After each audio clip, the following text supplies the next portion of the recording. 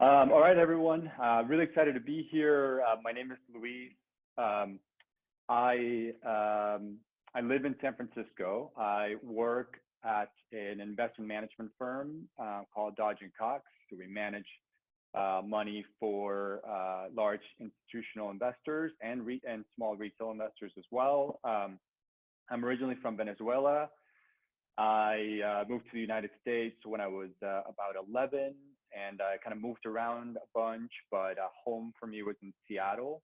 I went to the University of Washington in Seattle. I spent some time in community college as well before getting my undergraduate degree. Since graduating, I've spent some time living in New York City. And then I've on and off been kind of switching off between San Francisco and New York. San Francisco's home now. Love it here. Love the Bay Area. And the topic of this workshop is personal finance and budgeting. And I want to make sure to mention that I'm going to include my contact info at the end of the presentation. Please, I encourage anyone who has questions to please don't hesitate to reach out to me. I am certainly not an expert in every single one of these things, but I'll help you find an answer if it's not an answer that I know offhand. Before we get started, I want to just take a moment and share some thoughts on kind of an unrelated matter. I think that, one, I just want to congratulate all of you for graduating high school and for starting or for, getting close to, you're going to be starting your college careers. This is a really exciting time. These are going to be some of the most memorable years of your lives.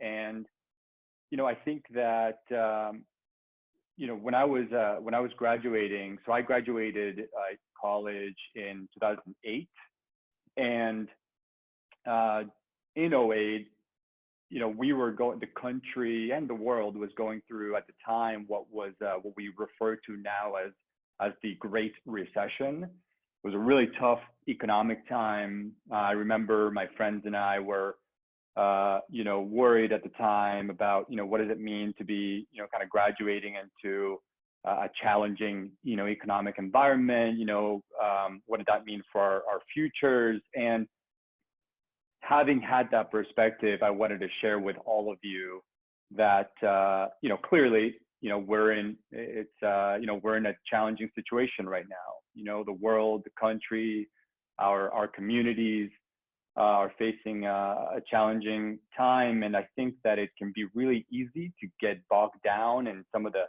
the negative news of today, the negative, headlines. And what I want to make sure that I emphasize to all of you, having kind of gone through this and having seen the other side of it, it's important to keep perspective that, the future, your future, the country's future, the world's future is extremely bright.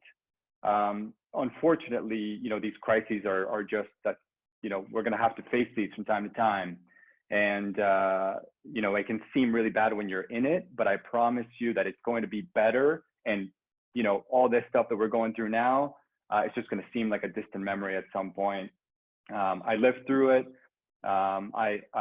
It helps me to think back to those times. It helps me keep into perspective what's going on now. And I hope that I leave all of you with that and know that, when there's challenge, there's opportunities, and you all are going to be the beneficiaries of that. So I'm really excited to hear all the accomplishments that this year's class is going to achieve, over the next few years and over the rest of your adult life. So with that, let's go ahead and kick off the actual workshop. Taking a step back for a moment, one of the things I think, there's kind of a lot of information on here, and I want to make sure that I'm not just throwing a lot of info at you. I want to just give you some context with, some of the kind of big picture takeaways that I want to make sure that you walk away with here. And I would say the main point that I want to make to you is, one, I want to emphasize the importance of, having a bank account, having a checking and savings account, and how important it is for you to start developing your financial lives at an early age. I think most of you probably already have a bank account. For some of you that may not have one, hopefully you're going to open one as sometime very soon, and we're going to talk about kind of some of the things that you need to be aware of when you're opening a bank account. Number two, credit cards. I think it's really important for all of us to start building what we refer to as a credit history as early as possible. Having a strong credit history is going to be extremely helpful for you in the future. It's going to help you. It's going to help you find housing. It's going to help you buy a car someday. It may help you buy a home someday. It may help you. Your future employers are going to look positively on having good credit history. So we're going to talk about some of the things that you can start doing now at a young age to start building that credit history and using credit responsibly. And then, budgeting is tough. It's one of these things that when you're, it can seem really boring to, take some time out of your day to, sort of calculate your income and expenses and try to line up everything to make sure that that you're budgeting your expenses appropriately. But I think it's important for you to get into a habit early on to do consistently sort of devise a budget. I think what you're going to find is that over time, your financial lives get a little more complicated. So it's better to start now when maybe the way of figuring out your income and your expenses might be a little bit more simple. Once you get into the habit of making sure that you have a balanced budget over time, when you all of a sudden start adding more expenses and your life start to get a little more complicated, you can have that's going to be a great habit that's going to pay dividends for you later on. So we can go ahead and get right into the bank account info. I'm going to kind of breeze through some of this because I believe that most of you probably already have a bank account. But to do a very top level overview, when I think about having a bank account, what I really mean by that is your checking and savings account. And this is going to be the way that you're going to manage your expenses and your income, going forward. So whenever you get a scholarship, whenever if you have a job, whenever you're getting your paychecks, any expenses that you might have to pay for, whether it's tuition, books, etc., all of that or most of that is going to be run out of your checking and your savings account, mostly your checking account. The main difference between the checking and a savings account is that when you have money in a savings account, the bank actually pays you kind of a small interest rate for having money set aside. The way that I use my checking and savings account is my checking account is used for kind of my day-to-day, purchases. I balance my budget, and I'm running my income from my job and my expenses through my checking account. And anything that's left over that I might want to save aside, rainy day fund, or just money that you are setting aside for purposes or for expenses later on, you can move it to your savings account. And that way you can kind of separate it from the money that you're using on your day-to-day, and also you're gaining some interest while it's sitting there. On this page, some of the things to be aware of when you're choosing a bank, it can be a little bit confusing because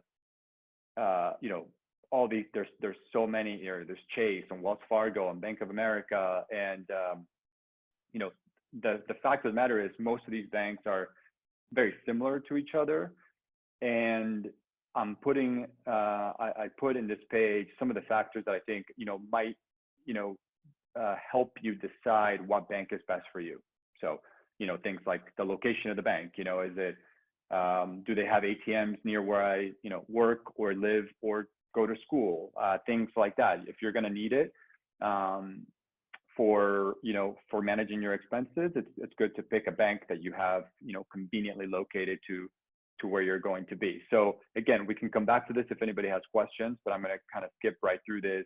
For anybody that doesn't have a bank account yet, when you go to the bank and you go to open a bank account, some of the things that you should be prepared to kind of bring with you or provide is government issued ID. So, your driver's license will work, passport. They're going to want to see, in many cases, proof of address. And that really just means anything that has your name along with your address. So what I do is, I get, my utility bill, it has my name, it has my apartment number. So, you bring it to the bank. That's how they confirm that your address is truly your address.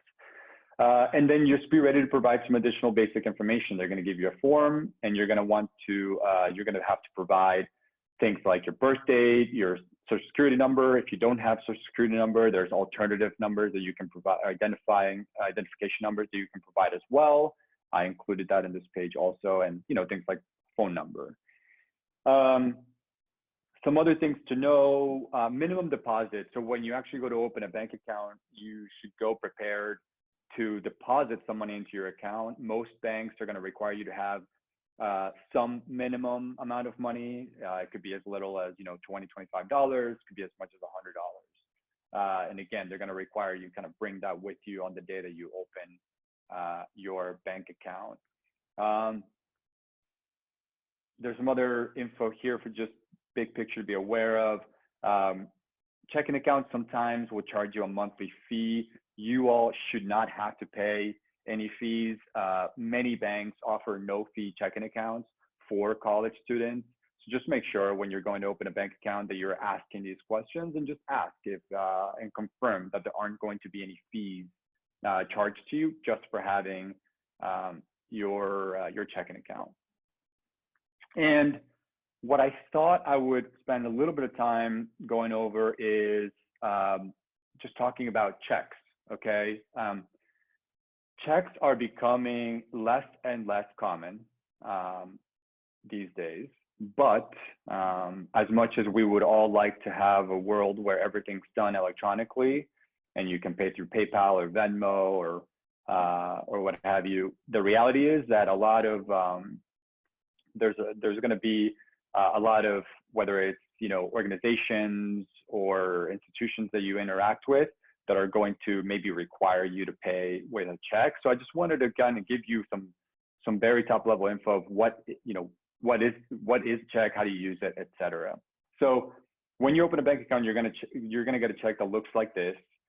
At the bottom left of your check, and this is gonna be on the majority of everyone's checks, you're gonna have what's called a routing number. Okay, the routing number is just an identifying code that corresponds with where you open your bank account, what bank, what location. So it's not specific to you. Anybody that opened their bank account in that same location is going to have the same routing number. Next to your routing number is going to be your bank account number. That number is specific to you, right? That identifies your specific account. The reason why I'm bringing up those two numbers in particular is because there may be times where, whether someone's depositing money into your account, for example, a scholarship, or you're paying someone using your account, they may ask you for this information. And so all you have to do is go to a check and find it. It's at the bottom of your check. And then to go over how you actually would fill out a check, I just made a kind of a quick example. Let's say, for example, I pay for rent using a check, and what you would do is you would put, for example, if Carla was my landlord, I would put Carla's name at the very top. That's who I'm paying. You write out, okay, what's the amount that you're paying? Let's say it's $700. Put the actual amount next to the dollar sign, today's date, July 14th, 2020. The memo portion of the check, that's just a note for yourself, so you can keep track of what it is that you're spending, what it is that this check was for, in case you need to reference it in the future, and then your signature. And that's pretty much it. The topic of voided checks. There may be times where you're required, or someone may ask you to give them a voided check. The reason why they're asking you for that is they want to get your routing number and your bank account information. Usually, if they're going to deposit money into your account, they may want to see what those numbers are. So how you void a check is you would take a check like this. You don't fill it out, right? It's just an empty check, and you're going to write in big bold letters void right across the entire check. That way, no one can take the check and kind of write information for you. If you lose it, no one can take it and sort of write a check out of your account. So you write void on it, and you give it to, whether, let's say it's, whether it's your university, your financial aid office, et cetera, because they may want to see your bank account information. As always, just be careful who you give that information to. It's personal, and you want to make sure you guard anything that's financial in nature as well as you can. So now we're going to talk about credit cards slightly. The main difference here, so checking and savings, we talked about that. What is it good for? It's your day-to-day expenses, right? Money comes in the door, my paycheck gets deposited into my bank account. I pay for something, money comes out of my bank account. How credit cards are different is when you use a credit card to buy something, the money doesn't come out of your account, your checking account right away. What you're essentially doing is you're taking a small loan from your credit card provider, and you're using that to make the purchase. At the end of the month, what then you have to do is then you take money from your checking account and you use it to pay off your credit card. So whatever money you borrowed throughout the month to make your purchases, you pay it off at the end of the month. What's the use of credit cards? Why do they exist? Or, why should you try to get a credit card? The number one benefit is that this is the easiest way for you to start building a credit history, okay? And what I mean by that is that over time, how you as a consumer, how you pay back your debts, it gets recorded into what's called your credit history, okay? And your credit history follows you throughout the course of your financial lives. And the reason why a credit card can be helpful and then potentially harmful, and we'll talk about that as well, is because let's say you're using your credit card to manage your expenses. So I go to buy my groceries. Let's say I spend $100 at the grocery store and I use a credit card. I use a credit card today. At the end of the month, at the end of July, I'm going to take my checking account and I'm going to pay off my credit card. I'm going to return those $100. I'm going to pay off my credit card in full. What I've essentially done is I borrowed $100 by paying with a credit card, and I then paid it back at the end of the month by taking money from my checking account and paying off the credit card. So what I'm doing there is I'm starting to build a credit history, right? So if I do that this month, I do it next month, I do it throughout this year, I do it next year. What happens over time is that over the course of years, when someone has to look at your credit history, so let's say you're going to go buy a car, right? And you want to finance, you want to get a loan to buy a car. That car company is going to want to look at your credit history. They're going to want to see, okay, is this person a good borrower? Are they good at paying back their debts? They're going to be able to go look at your credit history, and they're going to be able to see, wow, okay, this person, they borrow some money, they pay it off. They borrow some money, they pay it off. And it's going to help you then in the future, it's going to help you appear as a strong borrower for, like I said, whether it's buying a car, whether it's buying a house, whether it's, getting if you're moving, sometimes your landlords will do a credit check. They want to see your credit history. So it's important to build that up. I'm going to kind of breeze through this. The cons, I want to kind of spend a lot of time here talking about the cons. The main con, the main downfall of credit cards, the reason why they need to be treated appropriately and carefully is because because of the fact that that money isn't coming out of your bank account right away, right? So say I go to the grocery store, I pay $100. Then I go and I buy a pair of shoes, I spend another, $100. I spend, I go and I buy, a new computer, a new laptop, that's, whatever, $700.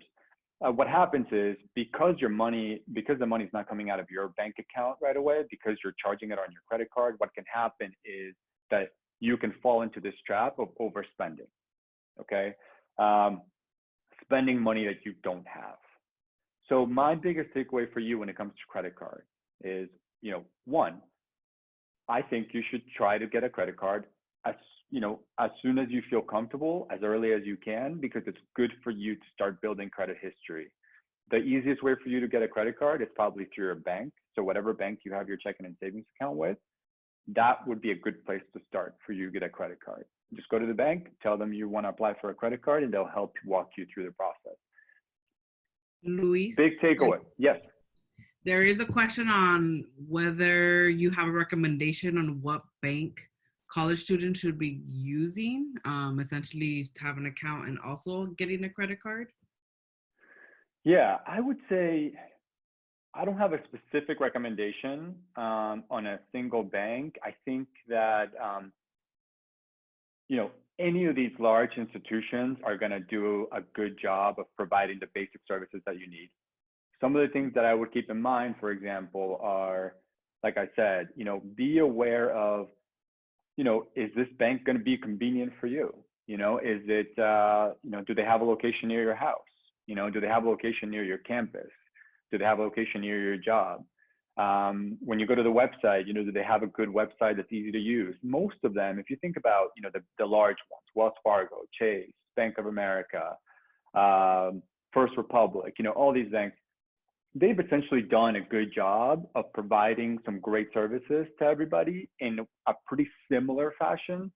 So I wouldn't get too caught up in, am I better off with Chase or Wells Fargo? I think both would do a great job. I think it's a personal choice, go through the bank that is most convenient for you. Again, location, that's something that I value because, when in fact, I went to the bank earlier today and, I have a bank, probably half mile away, right? So it's super easy, just kind of, walk over. I did what I needed to do, came back. So that helps me. I think, that's probably helpful in terms of choosing a bank. The only time I would ever get kind of not concerned, but one thing to be aware of is if you're choosing like a really small bank, then I would, just be cognizant of the fact that because they're a small bank, they may not have a presence everywhere. They may not be a very convenient choice, especially if you end up, moving down the road, et cetera. You can always change banks.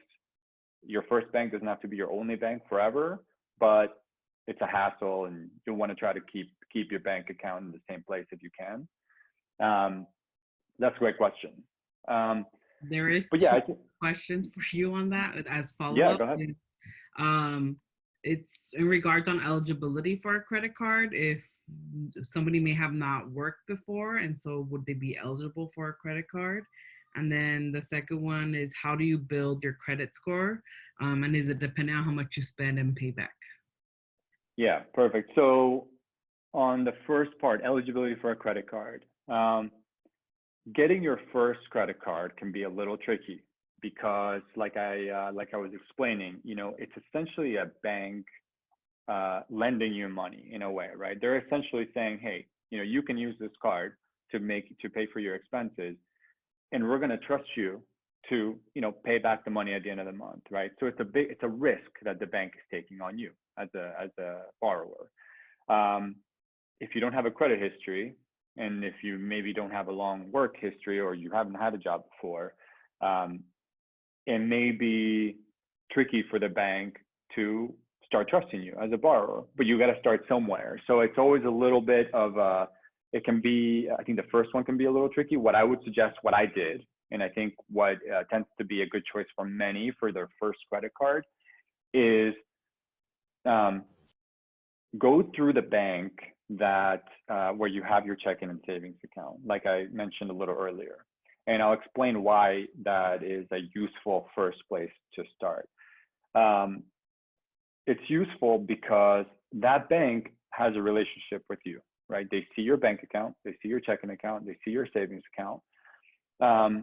And they're going to be the ones that are maybe more likely to kind of work with you on opening up a credit card. And if they don't think you're ready to open up a credit card, if they want to see additional info, they'll guide you as to what they might want to see. One key thing, and this is what I did with my credit card, that many banks provide, is they will give you a credit card that's tied to your checking and savings account, right?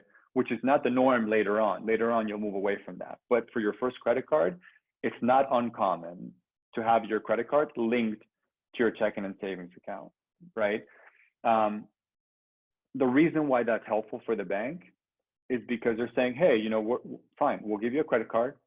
We're going to start to get to know you as a borrower. We're going to start to see how you do in terms of paying back the money that you're charging on your credit card.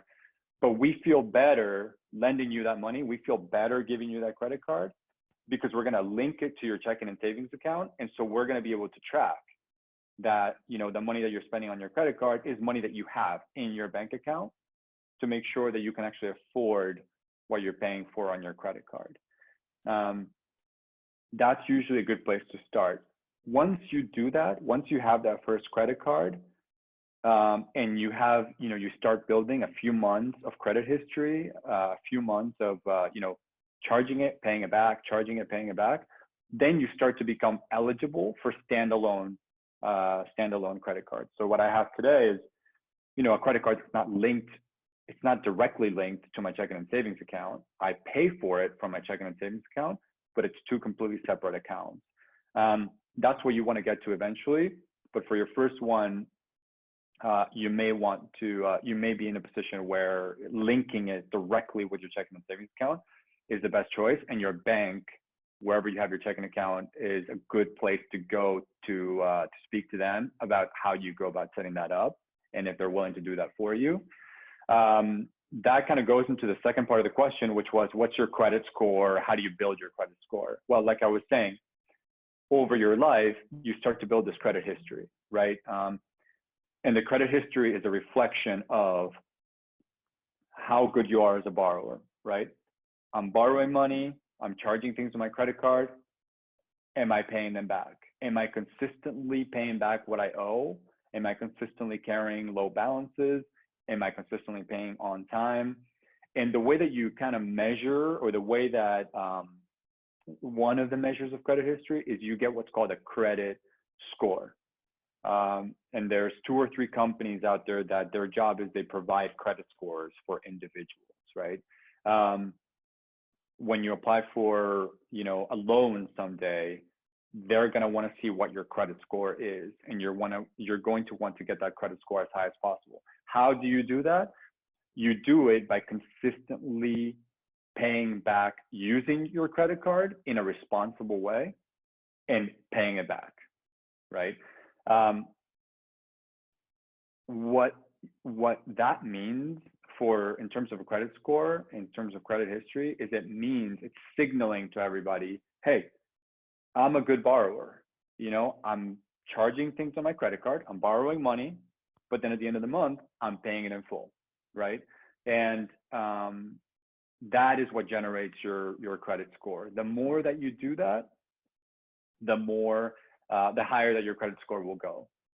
As your credit score goes higher and as your credit history gets a little bit longer, what will happen is your credit card limits will start to go up a little bit. So at first they might say, hey, you know, your credit card you can only spend up to $1,000 in your credit card, right? Because they're starting to get to know you, right? You don't have a long credit history. Over time, that might be, okay, fine. You know, we've gotten to know you, you know, Carla, you're a good, it looks like you're a good borrower. We're going to increase your limit to, you know, $5,000 and so on and so forth. Again, the key is pay on time and pay in full, right? One thing that you can do to kind of wreck your credit score is you start to be late on your payments, or you start to miss payments altogether, right? You made too many purchases, you lost track of, of your expenses. You now don't have the money to pay for your credit card. And what happens is then your credit score starts to go down, right? And, just like anything, when it starts to go down, it can be hard to kind of build it back up, right? So you want to make sure that you're judicious in how you use your credit card and use it to help you in the future, and try to not let it, hurt your credit worthiness by misusing it. But I hope that answers the question. And Carla, are there any other questions? Because I know we're also running a little short on time, so I want to be cognizant of that. There is a couple more answering them as much as we can. Yeah. There is one of, I know that some credit cards charge interest. How does that affect our credit?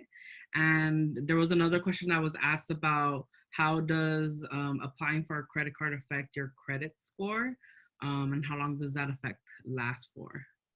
Okay, good question. So I'll answer the second one first. So that's one thing that you want to avoid is you want to avoid applying for multiple credit cards in a short time span, right? Building a credit history is a fine balance, right? It's a fine balance between showing that you're a good borrower, showing that you're using your credit cards responsibly, right? By having, one credit card, maybe two credit cards. If you start applying for multiple credit cards, what can then happen is that starts to signal, instead of, hey, I'm a good borrower, I use my credit card, I pay it back on time. Now I'm applying to a bunch of credit cards. What that is signaling is that you may be taking too much risk, right? You're applying for too much credit. And every time you have to open a new credit card, it actually hurts your credit score. It's not the worst thing you can do for your credit score, as long as you are still using it responsibly, but it's hurtful for your credit score. So the ideal scenario is you open a credit card. If you don't have one, try to open your first one. Use that one credit card to build your credit history over time, right? And try to keep it to just that one credit card. Over time, if as you develop experience with your credit card, you get into a habit of paying it off every single time. You've shown that you can do it. Maybe then it's a good time for you to start thinking about, okay, like, do I need a second credit card? Sometimes people want, a second credit card because they want a special credit card that gives you rewards, right? So for people who travel a lot, maybe they want a credit card that's sponsored by an airline, because every time you make a purchase with that credit card, you're going to get airline points in return.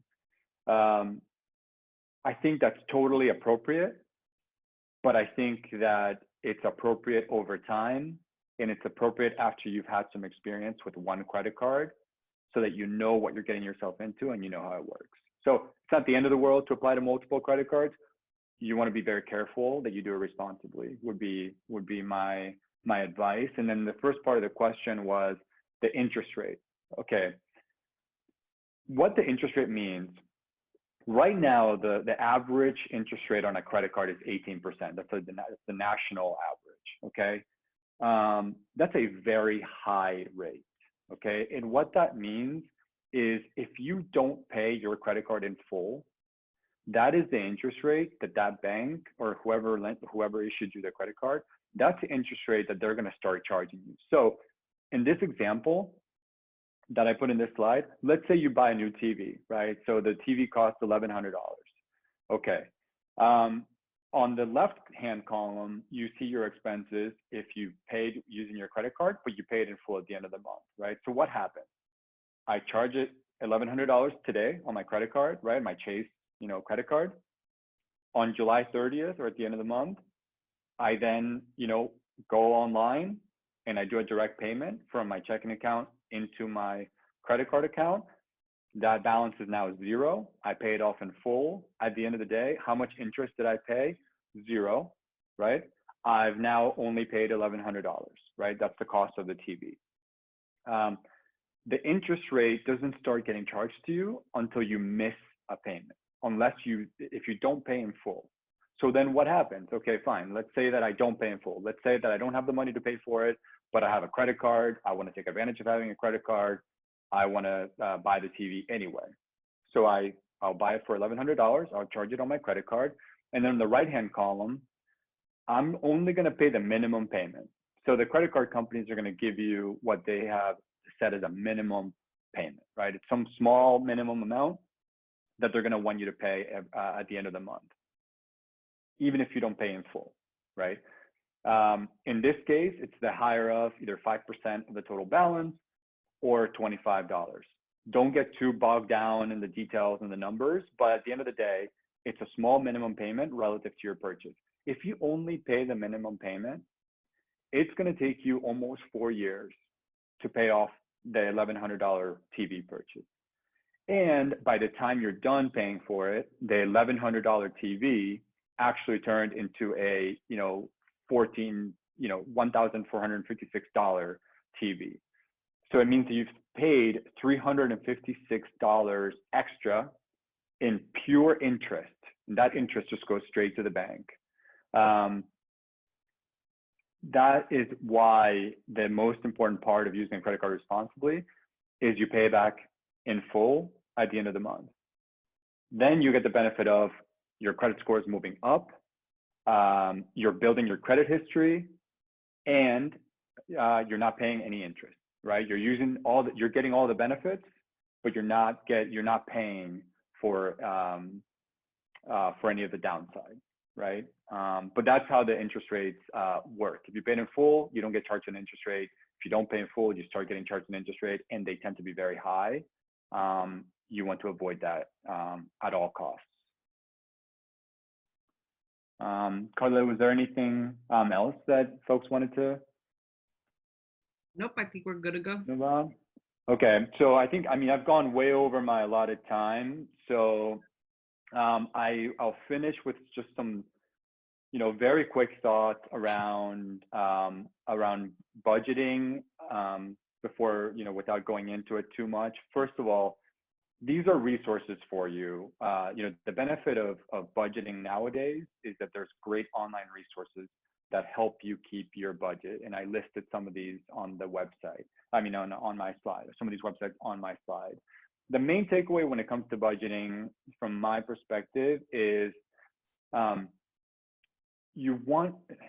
you don't want to fall into is you don't want to fall into the trap of not knowing, not understanding how much money is coming in the door and how much money is going out the door, right? If you're just you're getting scholarships, you're getting paychecks, and you're charging things on your credit card, or you're charging things, on your bank account all the time.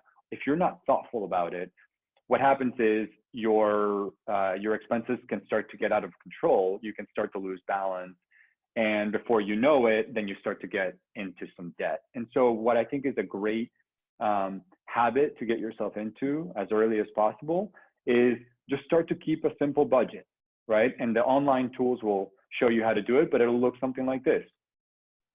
What's my income? How much money am I getting every month, right? Whether it's from scholarships, whether it's a job, whatever. And then what are my expenses? What are the things that I'm responsible for paying? Some things are paid monthly. Some things are paid by the semester, for example, if it's, college costs. So break it down for, if it's for a semester, okay, how much is that then per month? And the way this is going to help you is this is going to help you understand what your finances look like, what your budget looks like. It's going to help you actually manage your expenses better. And most importantly, when you graduate college and all of a sudden you have a lot more expenses and a lot more bills and a lot more things going on, you're going to have this great habit, and you're going to be able to then, very smoothly transition into professional career life, manage your budget well there when things are more complicated, and then you avoid falling into any financial problems later on, which can just cause headaches for any of us. But like I said, I've gone way over. I'll probably just leave it there. I'm happy to answer any follow-up questions that anybody has. As promised, this is my email address. Please send me an email if you have any questions, whether it's about, it doesn't have to be credit cards, banks, college experience, career, financial services, you name it. Please don't hesitate to reach out. And like I said, congratulations. I'm just super excited to hear about all the great things that this class is going to accomplish. And I think you should all be really excited. And I wish you all the best of luck as you start your college careers. And I know that you're all going to crush it. So yeah, thanks for letting me hang out with you today.